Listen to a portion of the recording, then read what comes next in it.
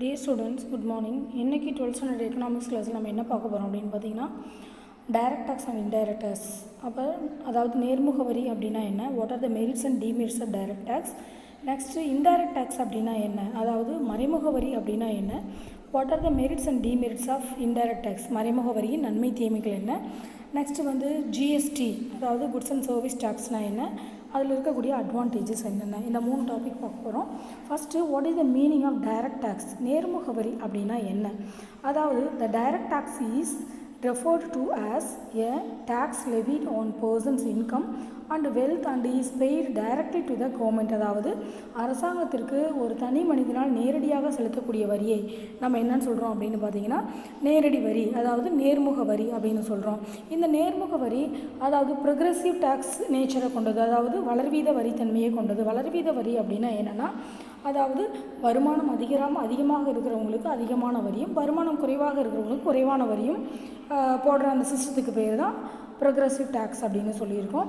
இந்த டேக்ஸை அதாவது எப்படி கலெக்ட் பண்ணுறாங்க அப்படின்னு பார்த்தீங்கன்னா, more from the rich and less from the poor. அதாவது ரிச்சர்ஸ்க்கு அதிகமாகவும் பணக்காரங்களுக்கு அதிகமாகவும் ஏழைகளுக்கு குறைவாகவும் டேக்ஸை கலெக்ட் பண்ணுறாங்க. So this is called direct tax.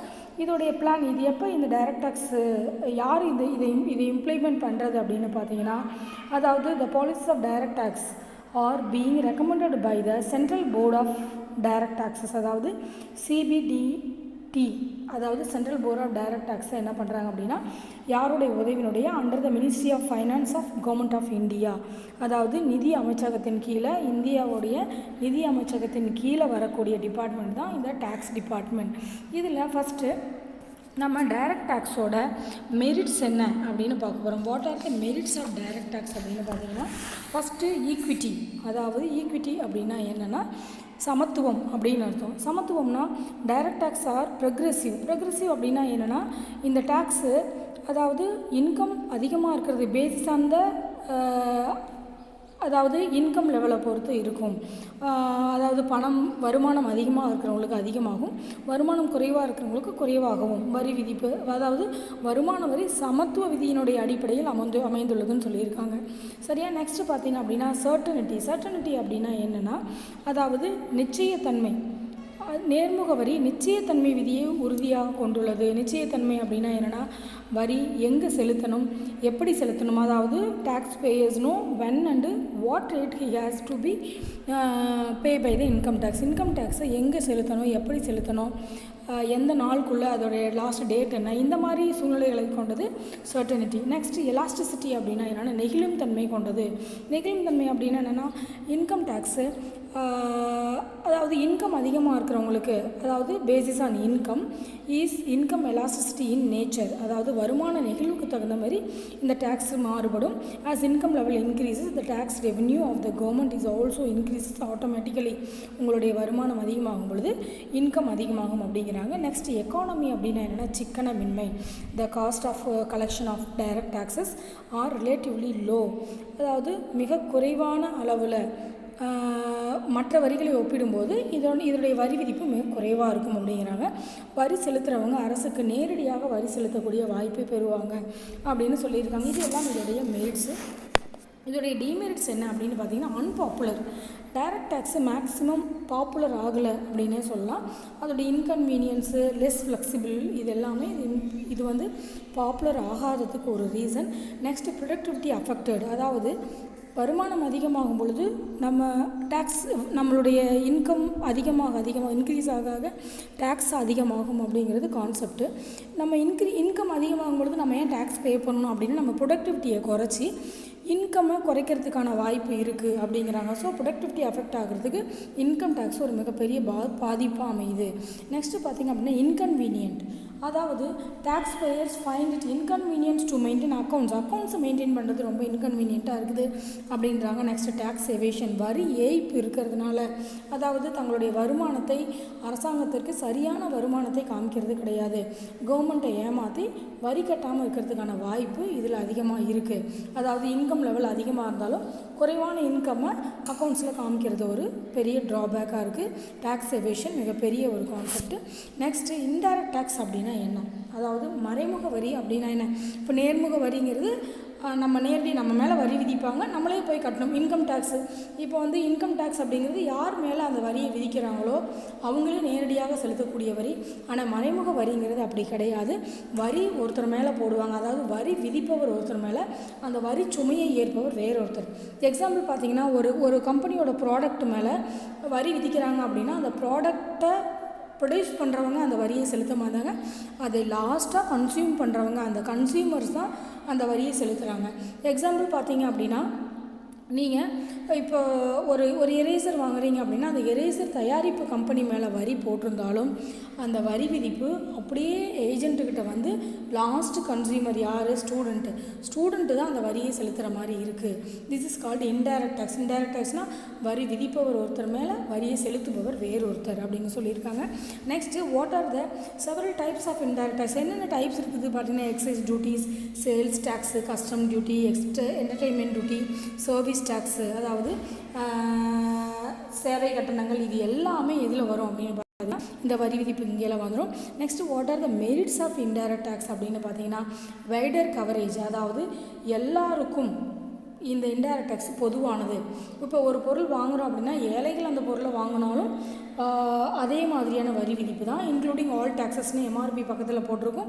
நீங்கள் ரிச் பீப்புள் அந்த கமாடிட்டியை வாங்கினாலும் என்னென்னா வரி விதிப்பு ஒரே மாதிரி தான் இருக்கும். நெக்ஸ்ட்டு ஈக்விட்டபிள், அதாவது சமத்துவம், வரி விதிப்பு சமத்துவமாக இருக்கும். For example, the direct tax satisfies the canon of equity when higher tax is imposed on luxuries. வரி விதிப்பு யாருக்கு அதிகமாக இருக்குன்னா, யாரெல்லாம் லக்ஸுரி கமாடிட்டிஸ் வாங்குகிறாங்களோ அவங்களுக்கு வரி விதிப்பு அதிகமாக இருக்கும் அப்படிங்கிறாங்க. நெக்ஸ்ட்டு எக்கனாமிக்கலி, அதாவது சிக்கனத்தன்மையில் இருக்கும். அதாவது த ட்ரேடர்ஸ் ஆக்டர்ஸ், அதாவது ஒரு வரி விதிப்பு எப்படி இருக்கும் அப்படின்னு பார்த்தீங்கன்னா, அந்த டேக்ஸ் கலெக்ட் பண்ணுறது அந்த ரீட்டெய்லர், ப்ரொடியூசர், இவங்க எல்லாத்துக்கிட்டையும் மீறி அவங்களுக்கு கவர்மெண்ட் போடுற டேக்ஸு. இதில் இந்த வரி விதிப்புக்கு எல்லாருமே இந்த வரி விதிப்பின் கீழே சமமாக இருப்பாங்க, யாரும் ஏழை பணக்காரன் அப்படிங்கிற வித்தியாசம் இல்லை அப்படிங்கிறாங்க. நெக்ஸ்ட்டு ஃபோர்த்து ஒன் என்ன அப்படின்னு பார்த்தீங்கன்னா, செக் த harmful consumption, அதாவது the government imposed indirect tax to those commodities, அதாவது உடல் நலத்துக்கு கேடு விளைக்கக்கூடிய எதெல்லாம் உடல்நலத்திற்கு நன்மை தரக்கூடியதோ, அதாவது நன்மையை பாதிக்கக்கூடியதோ. இப்போ எக்ஸாம்பிள் பார்த்தீங்க அப்படின்னா, ஆல்கஹால், லிக்கரு, சிகரெட்டு, இது எல்லாத்துக்குமே டேக்ஸு ரொம்ப அதிகமான அளவு. ஏன்னா இந்த பொருளை கன்சியூம் பண்ணி நம்ம வாங்கி நுகரும் பொழுது அதிலிருந்து நமக்கு கிடைக்கக்கூடிய நன்மை மிக மிக குறைவு, நன்மையே இல்லை அப்படின்னு சொல்லலாம். ஸோ அந்த மாதிரி கமாடிட்டிஸ் மக்கள் வாங்கிறதை தடுப்பதற்காக டேக்ஸ் அதிகம் பண்ணி விலையை அதிகப்படுத்தியிருக்காங்க அப்படிங்கிறது. நெக்ஸ்ட் கன்வீனியன்ட், அதாவது இன்டைரக்ட் டேக்ஸு மக்கள் ஈஸியாக செலுத்தக்கூடிய அளவில் தான் இருக்குது.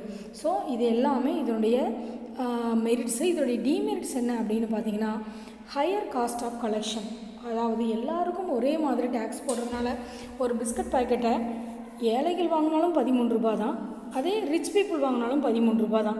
ஸோ இது ஒரு பெரிய ட்ராபேக்காக இருக்குது. Next inelasticity, indirect taxes are less elastic compared to direct tax. Direct டேக்ஸை கம்பேர் பண்ணும்போது இதில் குறைவான நெகிழ்ச்சித்தன்மை தான் இருக்குதுன்னு சொல்லியிருக்காங்க. நெக்ஸ்ட் ரிக்ரெசிவ், இது தேய்வீத வரி விதிப்பை கொண்டது. தேய்வீத வரி விதிப்பு அப்படின்னா என்னென்னா, வருமானம் அதிகமாக வரி விதிப்பு அதிகமானால், அதாவது இன்கம் இன்க்ரீஸ் ஆகும் பொழுது டேக்ஸ் இன்க்ரீஸ் ஆச்சு அப்படின்னா that is called progressive tax. Income அதிகமாகுதோ குறையுதோ that is not a matter.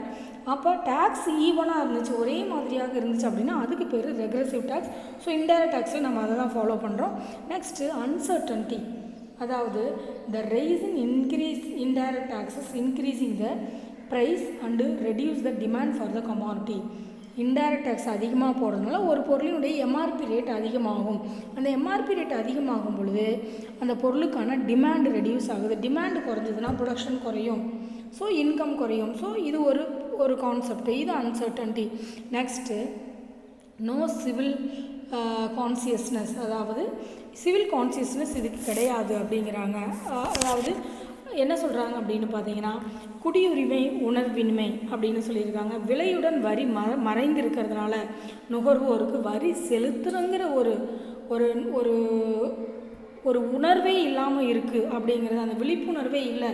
ஏன்னா நாம் இந்த பொருளுக்கு வரி செலுத்தியிருக்கிறோம் அப்படிங்கிறது மேக்ஸிமம் இந்த எக்கனாமிக்ஸ் படித்தவங்களுக்கு நிறைய தெரிஞ்சிருக்க வாய்ப்பு இருக்குது. சரியா, ஒரு எரேசர் வாங்கினாலும், ஒரு பென்சில் வாங்கினாலும், ஒரு சாக்லேட் வாங்கினாலும் எம்ஆர்பி பக்கத்தில் நீங்கள் பார்த்தீங்கன்னா இன்க்ளூடிங் ஆல் டேக்ஸஸ் அப்படின்னு போட்டிருப்பாங்க. அனைத்து வரிகளும் உட்படுத்தப்பட்டது.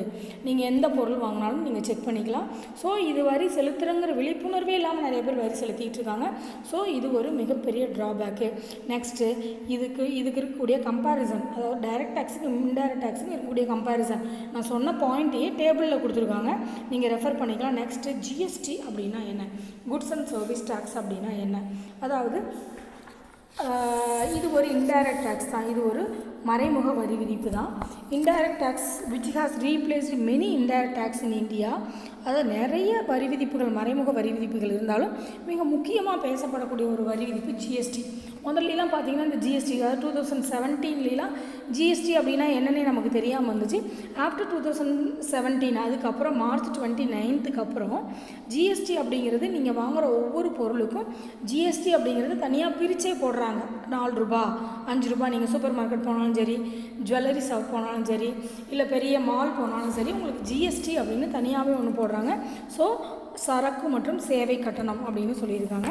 இதில் சிம்பிள் வேர்டு என்ன அப்படின்னு பார்த்தீங்கன்னா, இதை சிம்பிளாக எப்படி சொல்கிறோம் அப்படின்னு பார்த்தீங்கன்னா, goods and service tax is and indirect tax levied by the supply of goods and service. அதாவது பண்டங்களும் மற்றும் பணிகளின் அளிப்பில், அதாவது அதனுடைய அளிப்பு மீது விதிக்கப்படக்கூடிய வரியை தான் அளிப்பு மீது விதிக்கப்படக்கூடிய மறைமுக வரி அப்படின்னு சொல்லலாம்.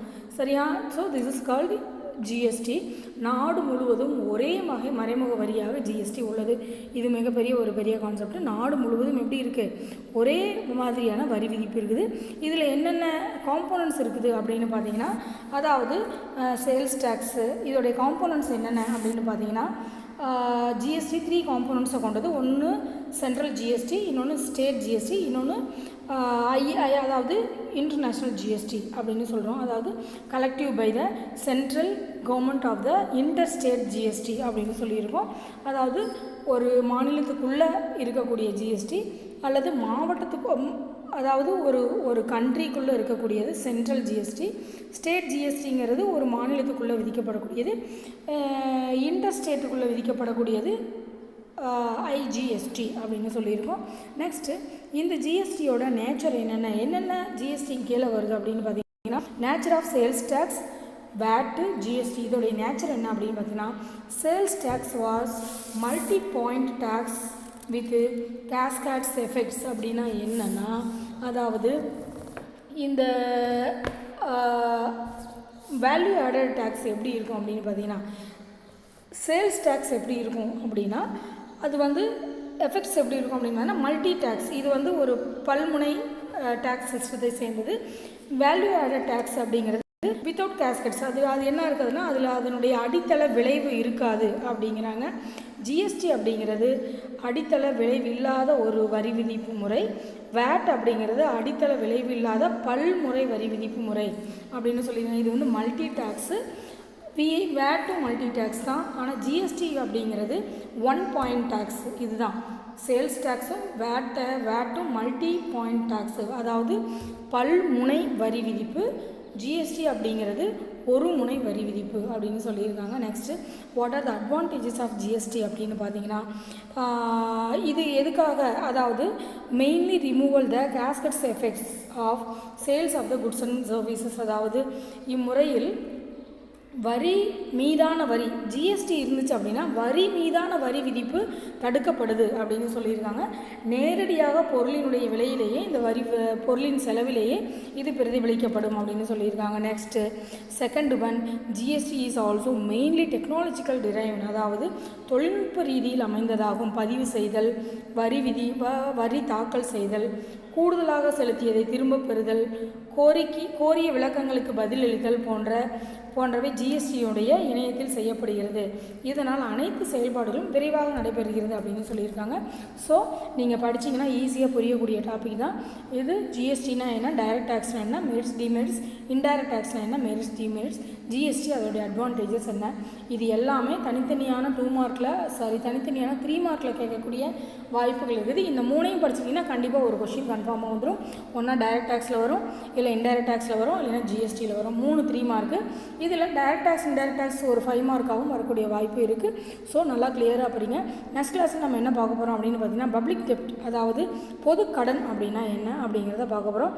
அதோடைய டைப்ஸ் என்ன, அதோடைய merits, what are the remedial measures of public டெப்ட், பொது கடனை நீக்கக்கூடிய வழிமுறைகள் என்னென்ன அப்படிங்கிறத தெளிவாக பார்க்கலாம். Thank you students.